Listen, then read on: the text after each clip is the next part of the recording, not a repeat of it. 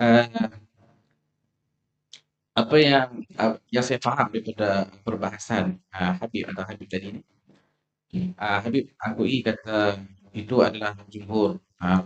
Ru'yatillah bil ain itu memang jumhur seperti yang disebut tadi ni.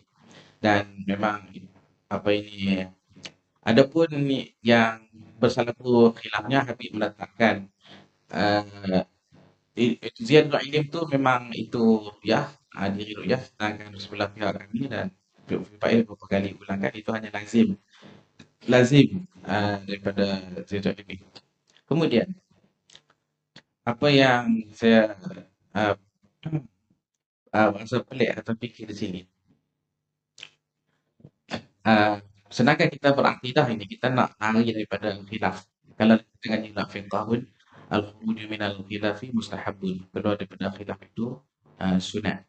Dan macam-macam lagi lah, alaikum bisawadil azam, maksudnya kita ikut yang majoriti ataupun yang jumhur, yang ramai. Sedangkan yang ramai pun tidak tidak menegah, apa yang ramai pun tidak memustahilkan berlakunya lihat dengan mata, dan tidak ada apa-apa problem, tidak ada apa-apa masalah pada ru'yah bil ain, tidak ada masalah sebab kita dah menafikan yakni bila kaifin wala jihatin wala muqabalatin dan sebagainya. Jadi maksudnya soft dah boleh pakai di si jumhur Ahlussunnah wal Jamaah untuk kita berakidah iaitu ru'yah bil ain, itu tetap, itu pasti. Kemudian tiba-tiba sekarang ni kita nak berpindah kepada yang muqabil, yang bercanggah dengan yang ramai-ramai tadi ni. Jadi nampak satu kepelikan. Kan kita nak mempamerkan ataupun nak memperkenalkan satu akidah yang bercanggah dengan jumhur ini, nampak satu kepelikan dan tidak ada keperluan. Tidak ada keperluan. Kalau ada keperluan tu boleh, tapi sekarang tidak ada keperluan sebab pun Habib pun dah nyatakan bahawa kalau lihat pun dengan sah, dengan tidak ada kaifiat dan sebagainya. Kemudian kita nak kembali, kita nak apa ini, nak atau tinggalkan jumhur macam sebut tadi, tinggalkan rojeh. Jadi itu satu perkara yang tidak sepatutnya berlaku lebih-lebih dalam soal akidah. Jadi pada saya sepanjang perbahasan ini, iaitulah kita kembali kepada jumhur, iaitulah mengikut pada jumhur, dan tidak ada apa-apa keperluan pun untuk nak cari yang kaul-kaul yang selain daripada jumhur ini. Berbalik pada jumhur pula, macam dengan Imam Ghazali apa semua, beberapa kali saya tegas, saya dah cerita pada awal, dan dalam perpentangan saya tadi pun saya cerita mengenai Imam Ghazali dan sebagainya, yang mana semua imam-imam yang disebut nama oleh Habib daripada awal-awal tadi, semuanya mereka itu mensabitkan ru'yah bil ain. Cuma dari segi perbahasan kuah itu boleh saja, perbahasan hukum akal itu boleh saja berlaku dengan apa-apa saja. Contohnya macam kita kata apa ini, kita ngaji bab akidah kan. Bila kita ngaji bab akidah itu, orang yang soleh, orang-orang yang mukmin, orang yang beriman itu apa ini, masuk ke syurga, tapi harus berakal Allah Taala masukkan mereka dalam neraka kan. Kemudian orang yang kafir itu apa ini, masuk neraka, tapi harus saja Allah Taala nak masukkan mereka dalam syurga. Jadi benda yang di apa ini, yang ulama bahas menyatakanlah kita nak jadikan akidah, oh sekarang ni orang kafir boleh masuk syurga, tapi kita nak pegang begitu kan, orang kafir boleh masuk syurga sebab kuat akal dia harus, sebab masalah isu ni dia kembali kepada nas, kembali kepada dalil. Sebablah jumhur dia bertegas berpegang pada nas, berpegang pada dalil, dan ikut jumhur itulah yang paling selamat. Itu juga apa ini, Ibrahim Al-Qani kan ada sebuah kullu khairin fi ittiba'i man salaf wa kullu syarrin fi ibtida'i man khalaf. Kemudian uh, dalam kembali pada isu tadi apa ni, ziyadatul ilm dan sebagainya, maka itu saya nampak walaupun tadi walaupun beberapa view Faiz terima, tapi di situ ada masih ada percanggahan, sebelah BPI dan kami juga berpegang pada itu hanyalah kelaziman. Ziyadatul ini adalah kelaziman, tetapi Habib kekal dengan itu adalah ain, itulah hakikat ru'yatillah. Jadi saya rasa sekadar itu saja, nanti insya-Allah selebihnya saya akan masuk dalam pergulungan insya-Allah.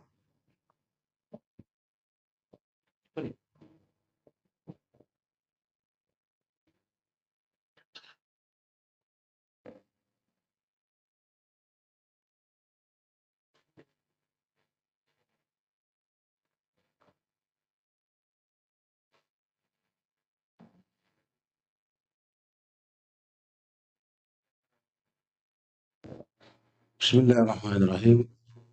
Malah bidah. Hah? Itu. Baik. Sesi bidah sah deh. Hmm, baik, tak ada apa tu. Nak bidah macam mana lagi? Dah habis atau gitu dah. Hmm.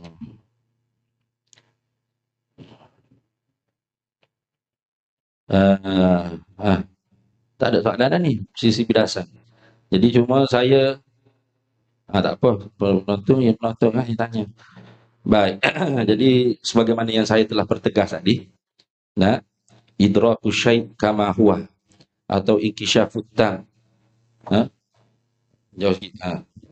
Nah, inkishafut tam ataupun inkishafut tam ataupun idraku syait kama huwa ataupun ha? Apa lagi? Itu semua tu dikatakan ru'yah apabila dia tu bihasatil basari. Nah, in kana bil aqli fahuwa ilmu faqat. Kalau dia hanya dengan akal saja, maka itu dikatakan ilmu. Nah, jadi antara khilaf kita dengan Mu'tazilah apabila kita kata ru'yah itu ialah inkishafut tam, inkishaf yang sempurna yang apa al-baligh ila martabatin fauqa inkishaf ilmi, yang sampai kepada martabat yang lebih di atas inkishaf ilmu. Ha. Adapun idraku syai' kama huwa bihasatil basar. Itulah amrun zaidatun, amrun zaidun atau halatun zaidatun 'alal ilmi. Satu kelakuan yang lebih di atas ilmu dan dia bukan hanya sekadar ilmu. Tetapi tidak dinafikan apabila kita melihat lazimnya bertambahlah ilmu. Itu makna lazim. Baik. Jadi Habib, jadi maknanya Habib dulu cerita benda tu tak boleh lihat tu semua tu dengan makna melihat orang Wahabi lah maksudnya kan. Makna melihat orang Mujassimah. Tetapi di dalam video-video tu ada juga Habib kata tidak bisa dilihat dengan panca indera, bukan hanya penglihatan sahaja. Nah, cuma mungkin itu sebagaimana yang Habib sebut dah tadi lah. Apa? Allahumma shalli ala Muhammad, itu semua tu dikaitkan dengan cara orang mujassimah melihat. Cara orang mujassimah melihat. Jadi tentang Imam Fakhruddin Ar-Razi dia mentaifkan atau panggil wujud itu ilah sahih bagi ru'yah, itu kerana Imam Fakhruddin Ar-Razi sendiri kata wa ana ghairu qadirin ala jawabi anha, kerana dia sendiri tak mampu nak jawab. Dan bukanlah beliau tak mampu jawab, itu berarti tidak ada yang menjawab. Kerana di sananya ada beberapa jawapan yang telah dijawab oleh Syekh At-Tilimsani. Nah, kerana katanya Syekh At-Tilimsani, dia kata wa nahnu nulakhisuha wa nujibu anha bihasabil imkan insyaallah. Jadi dia bawa sampai ke 13 apa dia panggil iskal dia terhadap lemahnya, dhaifnya wujud sebagai sahih bagi ru'yah. Tetapi kemudian dijawab oleh inilah oleh Syekh Al-Insani ini, orang pernah beli sendiri lagi tak ni jenuh aku nak baca sini. Nah, artinya apa nama ni, Allah SWT, qadiyah ataupun syakal yang dibuat oleh ulama-ulama kita, kullu mawjudin yasihu an yura yasihu an yasma, itu sudah pun masyhur dalam kita-kita ilmu tauhid. Siapa pun yang mengaji pasti akan biasa mendengar kullu mawjudin yasihu an yura, fallahu mawjudun fallahu yasihu an yura. Tiap-tiap yang ada itu sah untuk dilihat, maka Allah itu yang ada, maka sahlah Allah Ta'ala itu untuk dilihat akhirat esok. Jadi Allah Ta'ala memperlihatkan zatnya ataupun memperlihatkan Allah Ta'ala itu memang di mana wukuknya berlaku, itu kembali kepada kehendak Allah Ta'ala. Allah Ta'ala nak di penglihatan mata, di mata itu sendiri, di kepala, di muka, di dahi atau di seluruh tubuh, itu harus fi pada wajah imkan, imkan ru'yah, pada wajah keharusan yang berlaku ru'yah tersebut. Tetapi kalau kita lihat fi wukuk pada masalah berlaku itu disebut oleh kebanyakan ulamanya memang fil ain lah. Penglihatan melihat Allah Ta'ala bagi kepada kita di akhirat pula dengan penglihatan mata, dan boleh melihat dengan mata kerana tubuh kita ketika itu bukan tubuh sekarang lagi. tubuh yang sudah diperkekalkan oleh Allah Ta'ala. Bakar ini untuk sesuai menerima nikmat yang sangat nazar tadi. Yaitu nikmat melihat Allah. Nah, melihat Allah dengan penglihatan yang Allah Ta'ala taruhkan pada mata atau pada muka atau pada sekalian tubuh. Itu. Jadi melihat itu sendiri ialah satu perkara yang lebih di atas ilmu. Bukan sekadar ilmu pengetahuan saja, bahkan dia perkara yang lebih. Sehingga Habib sendiri pun mengakui tadi, antara nikmat dia mengetahui anaknya selamat, dengan nikmat melihatnya anaknya sendiri dengan penglihatannya selamat, itu beliau sendiri mengakui bahwasanya, oh lebih lazat, lebih nikmat melihat sendiri anaknya selamat dengan mata kepalanya, dengan penglihatan matanya. Berarti itulah dikatakan nikmat. Nikmatnya bukan sekadar ilmu, tapi melihat. Tetapi tidaklah lazim mesti berhadapan, mesti berhubung dengan cahaya. Karena itu ilzam adat yang dibuat oleh ulama-ulama Mu'tazilah. Mesti melihat, mesti berhubung dengan cahaya, mesti ada batas. Allah tidak punya batas. Mesti muqabalah, mesti berada di hadapan. Itu semua pada adat yang dibuat oleh Mu'tazilah. Nah, dah melihat mendapat itu ialah kurniaan Allah. Kalau Allah tak nak bagi kita nak melihat, nampak, ha? Tanpa perlu berhadap pun boleh. Seperti keramat zaman sekarang, boleh tengok TV. Nampak? Nampak. Tanpa perlu kita pergi tengok. Nah, karena itu syarat-syarat adi saja. Ya, hukum adat tu sah menyalahi. Baik. Jadi, Mahmud Ibidas apalagi sudah habis sudah mengakui dah bahwasanya nikmat melihat sendiri anak dia dengan mengetahui itu lebih melihat sendiri anaknya selamat berbanding sekadar pengetahuan saja tentang anaknya selamat. Berarti secara tidak langsung sebenarnya Habib juga mengakui bahwa ru'yatullah itu ialah amrun zaidun alal ilmi atau halatun zaidatun alal ilmi. Bukan sekadar ilmu, bahkan satu perkara yang lebih di atas ilmu. Dan tidak nafi dia ialah ilmu juga, tapi dengan secara lazim.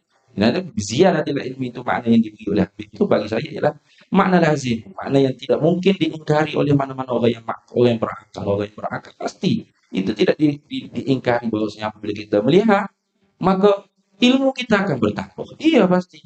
Kita melihat pasti ilmu kita akan bertambah. Tetapi melihat itu sendiri bukan sekadar mengetahui. Karena ia lebih daripada mengetahui. Itu. Lebih daripada mengetahui. Jadi itulah tempat yang jadi iskal. Dan sekarang ini, alhamdulillah, walaupun Habib mempertahankan sama saja amrul zaidun alal ilmi, amrul zaidun fil ilmi itu biziadat ilmi, itu terpulang pada Habib lah. Bagi saya ibarat tersebut tidak boleh dipersamakan. Kalau kita kata ibarat wujud ain zat atau zaid ala zat, kan lain tu. Ada tu sendiri ialah diri zat, diri maujud katanya Imam Abu Hasan Asy'ari. Al-wujud ainul maujud.